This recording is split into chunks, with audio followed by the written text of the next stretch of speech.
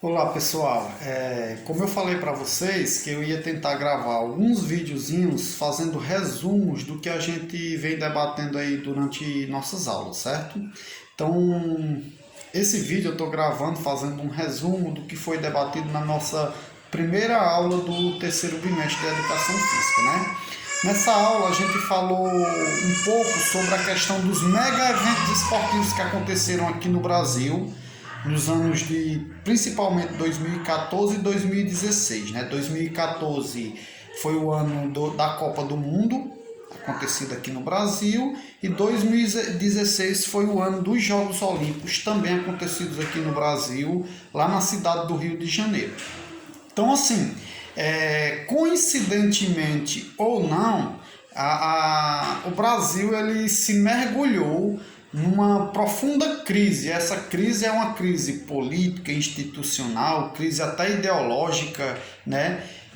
Basicamente depois desses Jogos Olímpicos, né? Desse segundo grande mega evento esportivo que foi os Jogos Olímpicos. Então o Brasil, ele, a partir do momento em que foi escolhido para ser sede desses eventos, houve uma euforia tanto dos nossos governantes como da população, crentes de que isso iria trazer muitos benefícios à população, que é o que eles chamam de legados, né?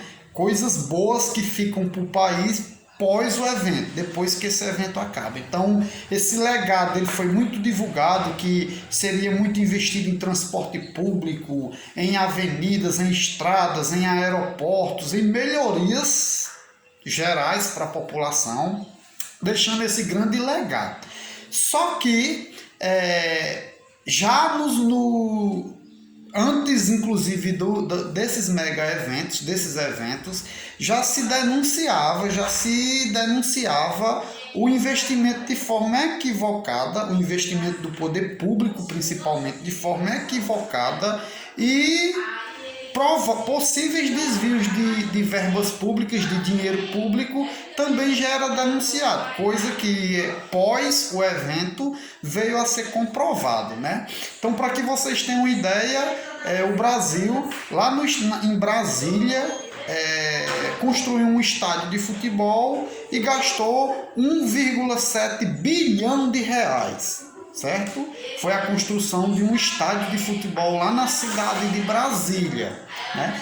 E aí vamos lá, né? Brasília é uma cidade que não tem grandes clubes de futebol, grandes campeonatos acontecem na cidade de Brasília. Ou seja, esse estádio, 1,7 bilhão de reais, dinheiro meu, seu, dinheiro de todos nós, foi investido nesse evento, recebeu alguns poucos jogos da Copa do Mundo.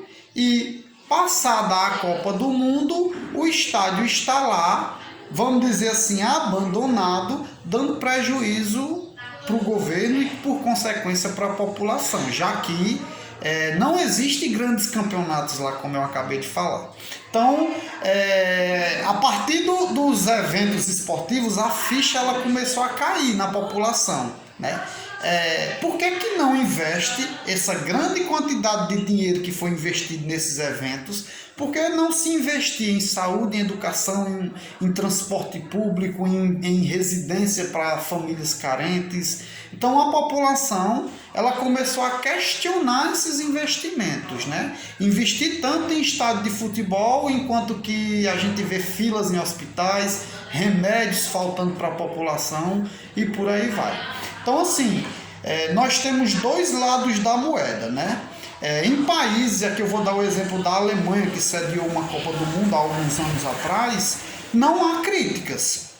Pelo menos a gente não vê críticas, né? Foi o dinheiro bem investido, houve retorno para o país, para a população, retorno com turismo, com melhorias, né, na questão da infraestrutura do país. O problema é que aqui no Brasil foi investido quantidades exorbitantes num país que é tido país de terceiro mundo, país subdesenvolvido, em que a maioria da população é população pobre, é população carente, e ainda foi investido de forma um tanto quanto equivocada. Sedes de Copa do Mundo em lugares onde não há grandes eventos esportivos pós-Copa do Mundo, né? Eu falei de Brasília, mas posso falar da Arena Pantanal, da Arena Amazônia, né? Que não existem grandes clubes de futebol nesses estados, né? Então, ficaram estádios lá que custaram milhões até bilhões, como é o caso da Arena de Brasília, e esses estádios dando prejuízo até hoje ao governo e à população, que é o que a gente chama de elefantes brancos. O que seria elefantes brancos? Grandes obras construídas pelo poder público e que essas obras não tiveram nenhum retorno para a população. Estão aí abandonadas, jogadas ao léu. Então, assim, o esporte, ele, no meu ponto de vista, foi usado aqui no Brasil como uma continuação, uma continuidade daquela política pão e circo. Já ouviram falar lá nas aulas de história, em que o governo dá uns recursozinhos, dá comida para o camarada não morrer de fome, dá algum lazer, no caso aí o esporte foi tido como lazer, e o resto passa batido. Então foi basicamente isso que foi feito aqui no Brasil nesse período, tá bom? Lembrando que, como eu disse, a Copa do Mundo e os Jogos Olímpicos têm vários pontos positivos, principalmente em outros lugares, onde o dinheiro ele foi bem investido e a população teve o retorno.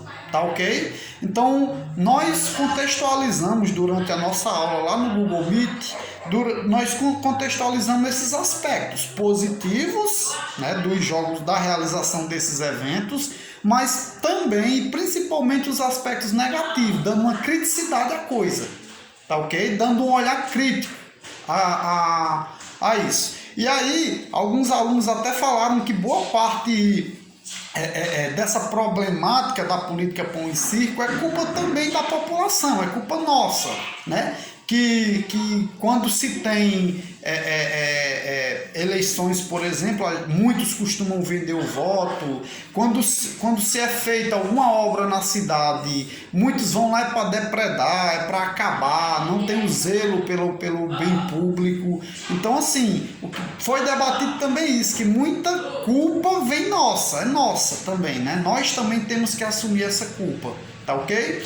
Então, para complementar, e nós vamos ter uma atividadezinha na semana que vem falando sobre esse assunto, tem um textozinho lá na página 14 da apostila, que é um textozinho também bastante crítico, que vai questionar esse alto investimento que foi feito, no caso aqui do texto, principalmente na Copa do Mundo, tá ok? Então é importante que vocês façam a leitura para a gente poder ampliar o conhecimento acerca dessa temática.